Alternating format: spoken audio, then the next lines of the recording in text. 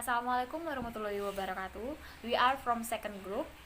I'm the first speaker, I'm Angela Sabatini, and the second speaker by Saliani, and the third by Vincentius Nikalaki, and the last will present by Sebastianus Andi Mardoyo. And will presentation our material entitled Language Variation External.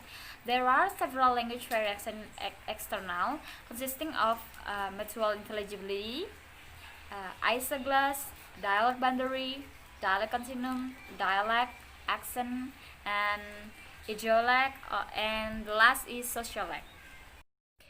Firstly, talking about mutual intelligibility is the extent to which a speaker, two or more speech communities can understand each other. Jadi simpelnya adalah mutual intelligibility itu bisa terjadi ketika satu komunitas berbicara dengan satu komunitas yang lain, mereka bisa saling berpaham. Simply, if a speaker can understand each other, they are speaking dialect of the same language. If they cannot, they are speaking different languages. Take Scandinavia, for example. Norwegian, Danish, and Swedish are much pretty mutual intelligibility, but there's considered three separate languages. If there is no intelligibility, communication has failed. Jadi jika tidak ada kejelasan dalam komunikasi, maka komunikasi itu sendiri gagal. Now we're talking about isogloss. Isogloss is one item in a dialect. Jadi satu item dalam dialek. Ketika istilah yang sama dengan sedikit berbeda pelafalannya. For example, in Indonesian dialect seperti pada kata sebentar, ada beberapa orang yang menyebutnya sebentar. Dan ada juga dalam kata penyebutan hari seperti hari Rabu dan hari Kamis, ada yang menyebutnya Rebu, Kemis, dan ada juga pada kata nomor seperti nomor 4 dan nomor 6, ada yang menyebutnya 6 dan beberapa orang menyebutnya 4. Di sana adalah ketika satu istilah yang sama dengan sedikit pelafalan yang berbeda, itu terjadinya isogloss. Jadi satu item dan istilah yang sama dengan sedikit pelafalan yang berbeda. And the next material, dialect continuum and dialect boundary, will present by Seliani. Okay, here I will discuss about the dialect boundary and the dialect continuum. First, I will explain the dialect boundary. Linguistic boundary from between areas where people speak different language that will be the template to say that speakers on one side of the boundary speak one dialect and speakers on the other side speak a different dialect. Jadi dialek boundary yang juga biasanya disebut garis dialek atau garis pemisah antara dua dialek yang berbeda. Contohnya di antara daerah A.1 dan daerah B.1 terdapat kesamaan dalam berbicara. Kemudian di daerah A.2 dan di daerah B.1 juga terdapat kesamaan dalam berbicara. Namun di daerah A.1 ke daerah B.3 sudah tidak saling paham ataupun adanya perbedaan antara kedua titik tersebut. Maka dapat dilihat kedua titik tersebut terdapat isogloss. And dialect continuum. A dialect continuum or dialect area was defined by Leonard Bloomfield as a range of dialects spoken across some geographical area that differ only slightly between neighboring area, but as one travel in any direction. These differences accumulate such that speaker from opposite ends of the continuum are one longer mutually intelligibility. Jadi dialek continuum itu lebih mengacu pada tingkat bahasa atau dialek, sehingga semakin dekat dengan pusat bahasa aslinya, maka semakin murni bahasa yang digunakan. Dengan kontinuum dialek yang menunjukkan apakah suatu bahasa atau dialek itu berbeda. Contohnya saja antara penutur dialek Malang dengan penutur dialek Blitar jika mereka berbicara satu sama lain, namun mereka masih bisa memahami atau masih paham dengan apa yang mereka bicara. Hanya saja dialek mereka yang berbeda. Contohnya di Malang, kowen kate neng di, dan di Blitar, kowen kate metu neng di, yang artinya sama-sama kamu mau kemana. Semakin dekat dengan masyarakat dan saling berinteraksi, maka semakin pure bahasanya. Tapi semakin jauh, maka saling tidak paham antara dialek satu dan dialek lainnya. Contohnya Malang dan Jogja. Di Malang, mari yang artinya selesai, dan di Jogja, mari yang artinya sembuh. Jadi antara Malang dan Jogja sudah beda bahasa. Sekian dari saya. Pemateri selanjutnya oleh Vincentius Nikalaki. Okay, thanks for the time given to me. So now I will explain the material about dialect and action. So the first is dialect. Dialect is, according to Hudson, state that dialect is a regional or social, temporal, and individual variety of language distinguished by pronunciation, grammar, and vocabulary. And dialect also used based on the user and depending on the speaker is and where the speaker come from, and also used in particular place of certain groups of language. Jadi dialek ini sendiri terbagi menjadi 4, yaitu ada regional dialect, social dialect, temporal dialect, and individual dialect. Yang dimana itu dibedakan dari pronunciation, pengucapan, grammar, dan kosakata. And next is regional dialect. Regional dialect is the distinct form of language spoken in a certain geographical area or place. Jadi untuk regional dialect ini sendiri merupakan sebuah variasi bahasa yang dibedakan oleh geographical area atau tempat. Jadi tempat-tempat geografis. Seperti yang kita ketahui, seperti misalnya untuk English, there are British dialect and American dialect. So for more understanding about the regional dialect, here is the example of the differences between British and American dialect. So the first one is grammar different. Untuk grammar differences between British and American, contohnya seperti past participle get.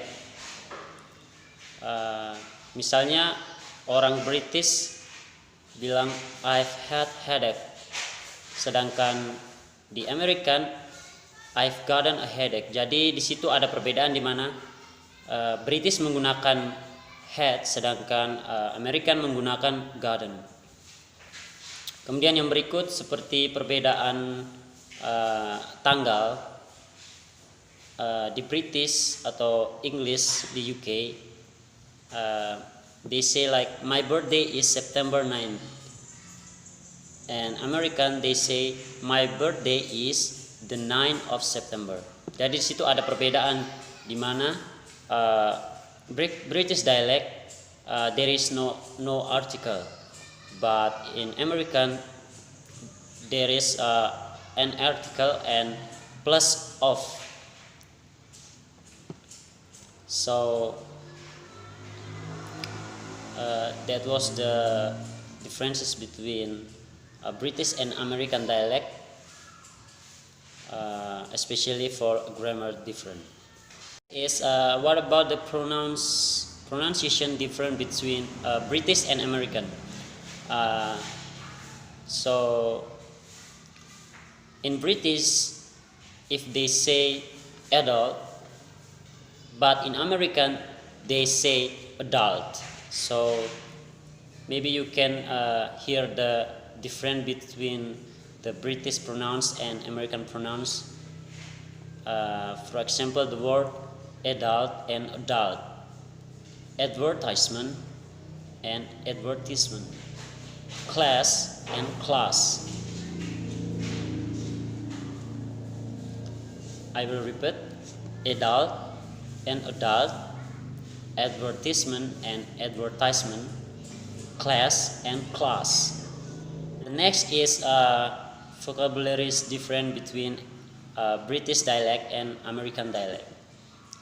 In British, they call sepak bola is football, but in American they call soccer. And then in British they call biscuit, in American they call cookie. And in British they call shop, but in American they call store. And the last one is in British they call lift, but in American they call elevator. Okay, the next is chronoleg or temporal dialect. So the definition of chronoleg is a specific variety of language which the characteristics are particularly determined by time related factor. Jadi untuk chronoleg ini merupakan terlebih khususnya itu variasi bahasa yang karakteristiknya itu atau dibedakan dari related time atau relasi waktu. Faktornya itu dibedakan dari relasi waktu. And one of the example is improved spelling in bahasa Indonesia. Improved spelling itu seperti ejaan yang disempurnakan. Contohnya kalau misalnya in Indonesian the word Soekarno becomes Sukarno and Boediman becomes Budiman. Jadi untuk chronoleg ini sendiri kalau dalam bahasa Indonesia itu yang biasa kita kenal dengan ejaan yang disempurnakan seperti itu. The next materi is action. So the definition of action is a manner of pronunciation peculiar to a particular individual, location or nation. An action may be identified with a locality in which its speaker reside, a regional or a geographical action. Action typically differ in quality of the voice, pronunciation, and distinction of vowel and consonant, and stress. So, if we talk about action, we talk about the variation of the sound.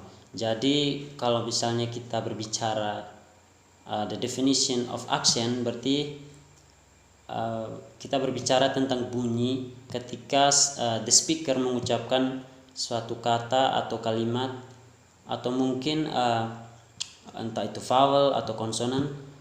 Jadi yang sangat ditekankan itu bunyinya, sound, ketika pronounce a word or saying something. For more understand, here is the example of action. So we know that in this world there are many action, especially in English. We have a British, American, and Australian action. So for example, I will give you an example between British action and American action. When they say, the first is like a sentence, I always bring my bottle every day.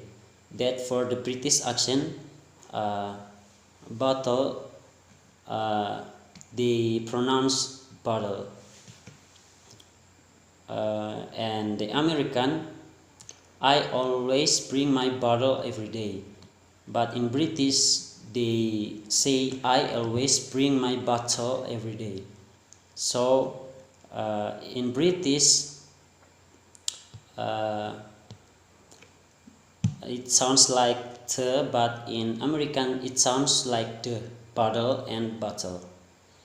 And another example, like this is my car. In British they say this is my car, but in American accent they say this is my car.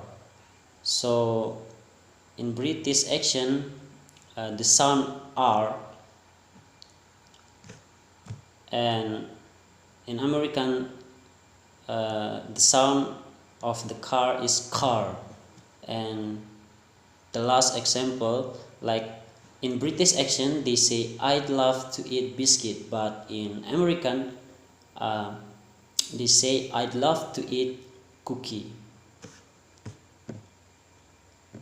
So I think that's all for the material of dialect and action. So for the next material will be handled by Brother Sebastianus Andi. Thank you so much. Okay, next I will explain about idiolects and sociolects. The first is idiolects. Idiolects is a character of individual speech when saying something. Example, different style of language when pronunciation the word let. For example, hello, hey, astaga, and apa. The pronunciation of each individual have style when the saying and tell. Oke, jadi ideoleks itu adalah ciri khas pengucapan sesuatu yang dimiliki oleh seseorang dan yang mempunyai gaya tersendiri. Misalnya tadi pada contohnya pada kalimat hello, nah setiap individu itu punya gaya tersendiri ketika mengucapkannya. Seperti hello menjadi hello, kemudian hey menjadi hey gitu. Kemudian yang ketiga adalah astaga menjadi astaga, dan apa menjadi apa, kemudian apa. Nah seperti itu. Nah jadi situ ada terjadinya perbedaan intonasi dan gaya bahasa tersendiri yang dimiliki secara khas oleh setiap individual. And then next, sociolects is variety of associated with a certain group. Sociolects among other occurs in various group of society according to social class, age, and occupation. Nah, jadi pada kelompok sosial itu ada juga bahasa tersendiri pada kelompok sosial. Misalnya tadi pada kelompok sosialnya Raffi Ahmad dan kelompok fansnya Syahrini itu punya bahasa tersendiri ketika menyapa kelompok fansnya tersebut. Nah, jadi seperti itulah.